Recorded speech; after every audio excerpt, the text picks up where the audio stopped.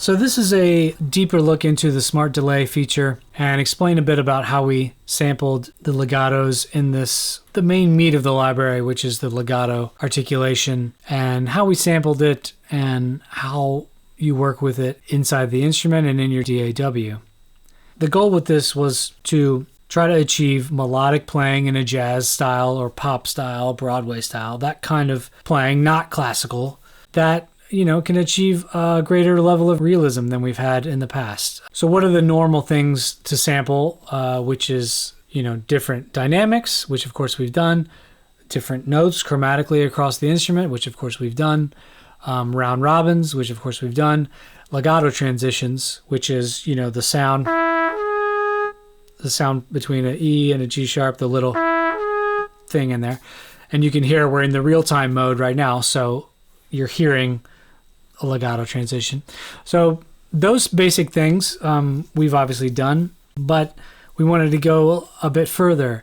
And so we were really looking at what is going to make a big difference and what has been lacking in the sampling of this kind of style up until now.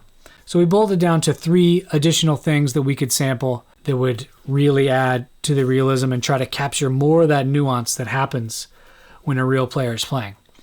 So number 1 is the note length.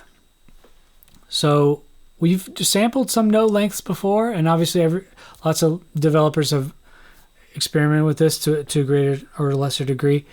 But we really realized as we analyzed players playing that, the way they would play a slow whole note and that same pitch at the same dynamic at a much quicker tempo with a much shorter note, they're not only obviously shorter, but they are articulated totally differently. The way you would hit that note is totally different. And the way you would leave that note is totally different. So we sampled 9 different lengths of notes. For all these things, we're multiplying it by 9 different lengths. And I think you'll see how we kind of quickly get to that number of over 2,000 samples. And then we also wanted to sample where in the phrase the note is coming. So, for example, you could look at it on a paper and you would see 3 eighth note E's. And while they look like they should be the same, if you play da-da-da, all 3 of those notes are articulated. The start of the notes is totally different. Obviously, the end of the notes are totally different because one is going to another note, and then the last one is going to nothing. So all 3 of those notes sound totally different. They're played totally different. And so maybe I'll demonstrate that later, the repeated notes. So we sampled a sample for the start of the phrase, notes that are inside a phrase, meaning they're surrounded by notes on either side, and ending notes of the phrase. And this is all happening when the way the smart delay works, it figures all this out and you don't have to worry about that. There's no key switching or anything. Normally, you would have to, you play legato and then the last note of the phrase, you trigger a staccato sample so it sounds a little more realistic, but we just sampled it. And then most importantly, legato in and out of every note. So the standard way had just been, we record the little sound between an E and a G sharp. But the way we did it was every note has an in and an out. So let's say we play 3 notes in a row. So that G sharp would be a different sample that knows it's coming from an E and going to a B. And let's say you ended on a different note. You went, and now it's coming from an E going to an F sharp. Now it would play a different sample. So that would actually be a different G sharp recording than this. And the reason for that, there's lots of reasons, but a player does different things to the note if they're going to ascend or they're going to descend or if they're going to leap up or if they're going to leap down. They do all kinds of different things to the end of the note and to the body of the note, crescendos, and just things that you can't really even quantify. So it would be even more painstaking to try to document each one of these little things because they're unique to the range of the instrument as well, right? Take a trumpet, for example. The partials get closer together as you get higher up, and the little sounds in between the notes change a lot compared to the way they are in the lower part. And so you start pretty quickly get to over 2,000 recordings per note. The way we actually executed this, we had the players play a very long, quite difficult piece of music. It basically cataloged all those little things I just described, and I had it in a written out chart. So they're playing in time with good feel, with good phrasing and all that stuff. And then we're just extracting the notes out of the performances. And they would play that obviously chromatically all over the instrument and at the different tempos and all those things. So it's quite a laborious process. But what it yields is, a lot of variety for every note. So, I mean, think about round robins. This is kind of ridiculous, the number of notes we have for a particular G sharp or whatever. And so the way we had to implement this, because Kontakt has to know what the next note you're going to play is, right? It can't know if you're at the end of a phrase until you stop. So it doesn't know whether to play that sample. It can't know which sample to play until you go to the next note. So because of that, and because DAWs and Kontakt doesn't have any ability to look ahead yet, it can't look ahead to see what's coming. So we developed this smart delay. So you just basically play your ideas in, play the melodies in, you nudge the region back, and that gives Kontakt a little extra time to analyze all these things about what you're playing melodically, the intervals, the dynamics, and then it intelligently goes and picks the different notes from the giant matrix of recordings. Let me show you just some of the benefits of it. So let's just look at the repeated notes as an example. So if I play, right, that's real time. The way it knows whether to engage all these transitions and stuff is if the notes are super close together or they overlap. So when you play melodically, it's usually happens automatically. With the repeated notes, it's kind of hard to get them really close. So I just drag them. So then we put on smart delay. So this little window comes up and reminds you to move your region back. You can click this little wrench and tell it not to remind you again, but we'll just leave it there. So that's a perfect example. So you can see each of these three notes, while they allegedly should be the same,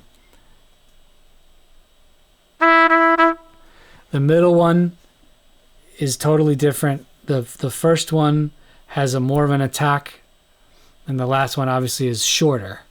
So that's an example of something that's very difficult to do without this repeated notes are tricky, and there's all kinds of little things that happen to the volume, and it depends on the instrument, of course. But with the trumpet, if they're going to re-articulate, they're going to let go a bit before they go to the next note. So that's a benefit. So repeated notes. Obviously, just playing melodic phrases, I'll just leave smart delay on, and you can kind of hear if I just go. I mean, that in and of itself says a lot.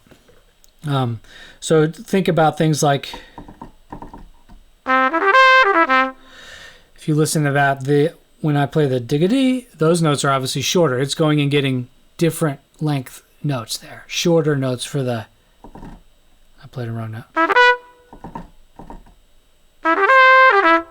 Right? And that long note at the end, dee-da-da. So all those are different samples. It's playing a different bit for all that. So you can do cool like trill things that are difficult to do otherwise.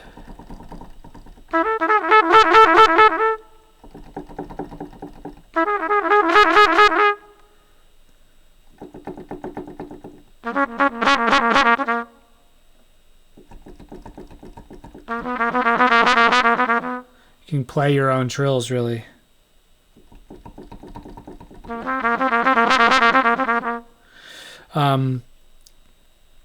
So that's pretty great. You know, there's just the basic melodic stuff. It's just way more realistic. If you give the sampler the extra time, you're picking from all these samples, you know.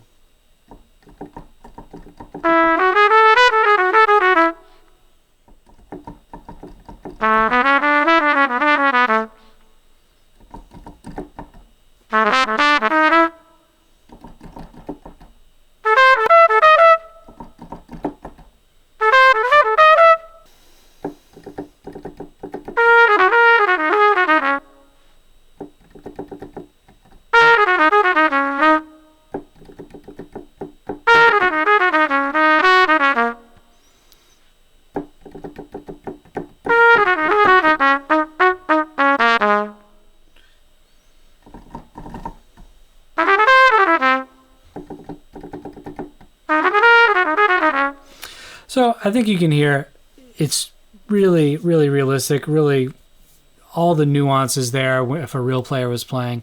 Some other benefits are, there's a couple of cool things we have. One is if you look here on the control page, we have this terminal vibrato, which basically the way that works is, you know, in real-time mode, the wait time here, you have your wait for how long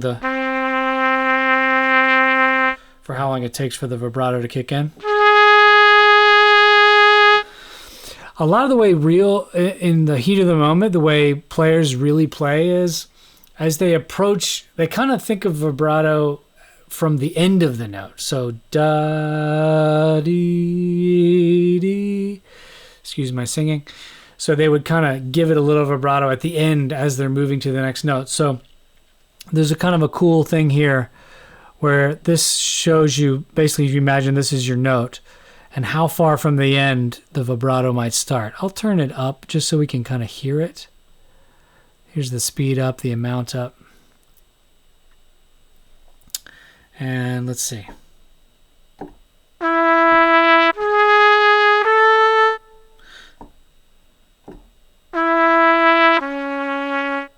Dee-da.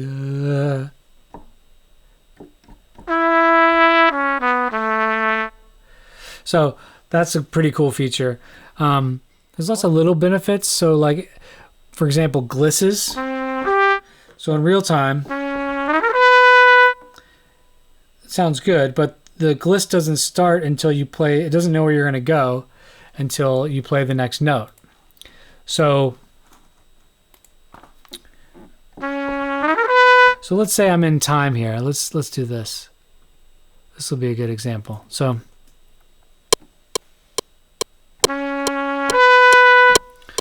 right, so I just want a whole note of C sharp and a whole note of, where did my notes go? Right. A whole note of C sharp and a whole note of B. But let's say I decide that I want there to be a gliss between them, like I just did. And I would go over here and I would put the gliss key switch, which is this D. And so now what happens?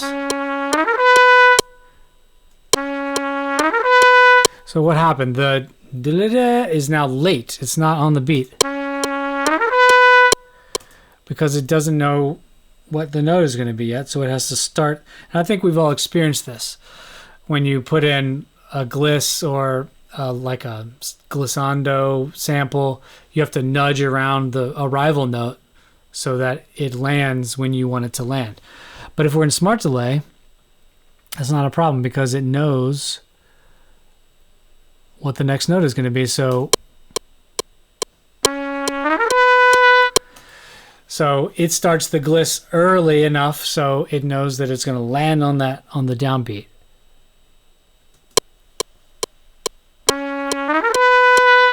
And so there's a lot of that stuff built in where you don't have to think about any of these things.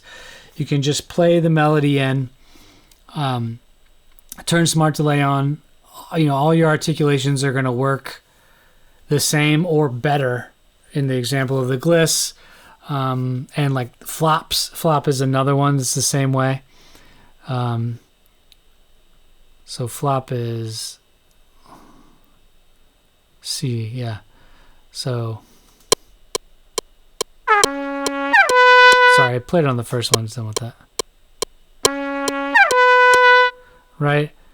If you do it in real time, it's not in time. It's late. So there's lots of benefits built in there. So all your articulations are going to sound better, the same or better than they do in real time. So those are the benefits. The number one being, obviously, it's choosing from over 2,000 samples per note. So it's intelligently understanding what your phrase is and analyzing it and choosing all the right notes. And then there's some ancillary benefits like the vibrato and glisses and those kind of articulations. It can kind of preempt, once you give it a little extra time, it can really make those things really sing. Okay, so now just to finish it up, I'll play just a little something.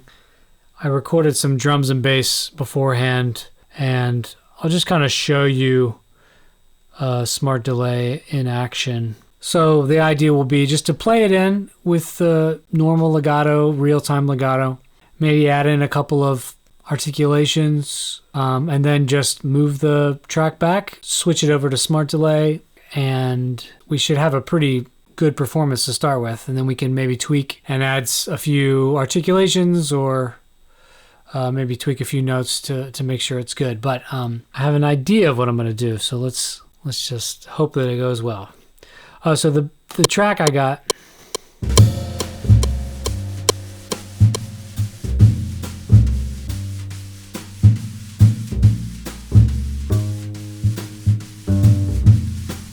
it's just kind of like a bluesy little bass and drums situation. So we'll give it a go here. So I'm gonna pull up just kind of it's a more quiet one. So I'm gonna leave the mod wheel down a little bit. We'll give it a try.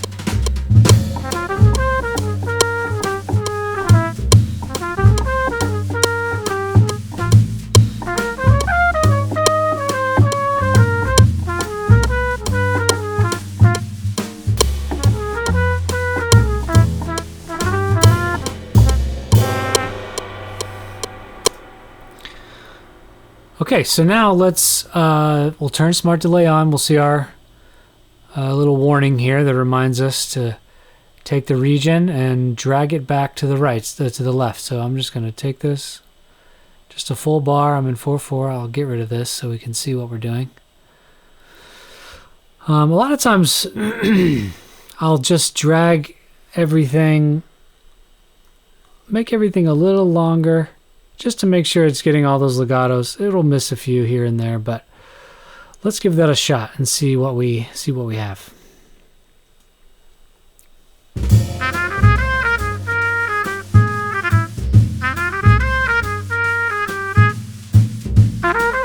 Somehow I hit this straight mute. I think I nudged it with my arm.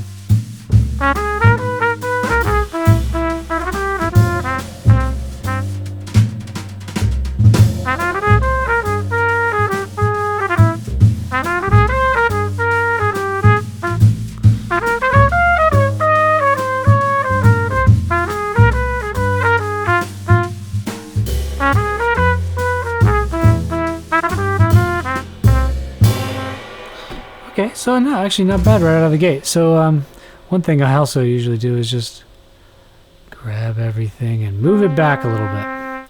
So what if we, so let's put in the legato key switch. So that's the C here. So that I had already played that, so we're good. But what if we just added in a few other articulations?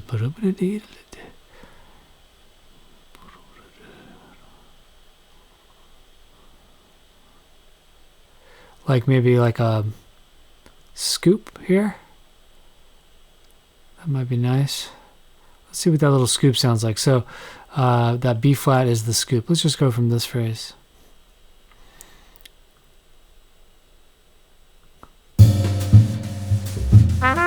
Oh, I forgot. Pro Tools likes to start right on the beat.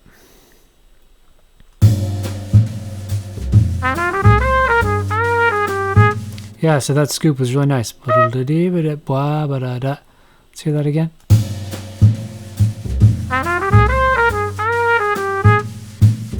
Okay, and then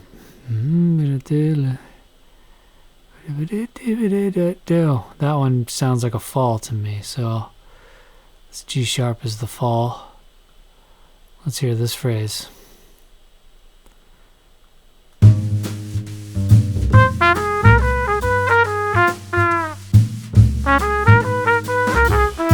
I don't like that one note.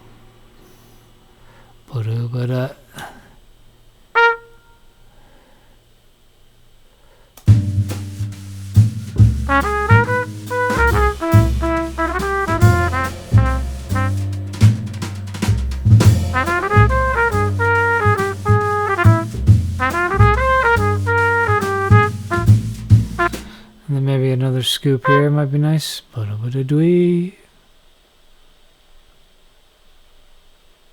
Wrong octave. Here it is.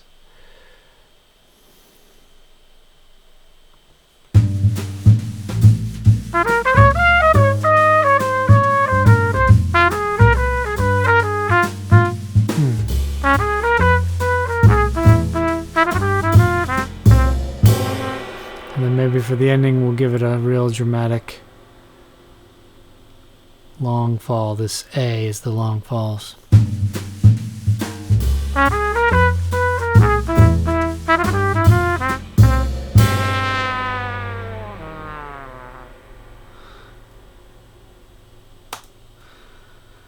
Yeah, so that's a good start. So I would probably go in and tweak a few more little things, maybe add some glisses in between notes. I would probably fix little things like that so that we're still getting those legato transitions. So if the note doesn't overlap or come pretty close, it needs to either be right with it or really close to it.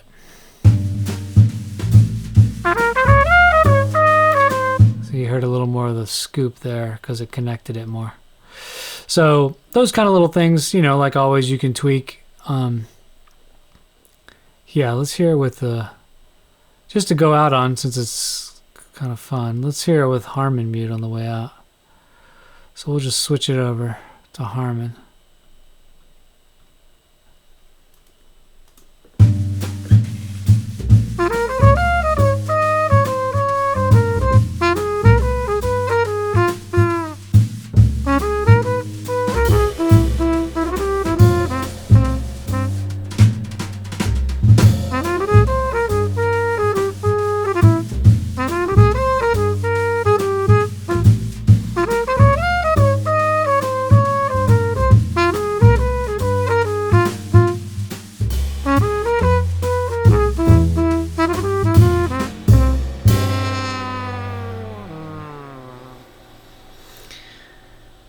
So yeah, that's Smart Delay in more detail.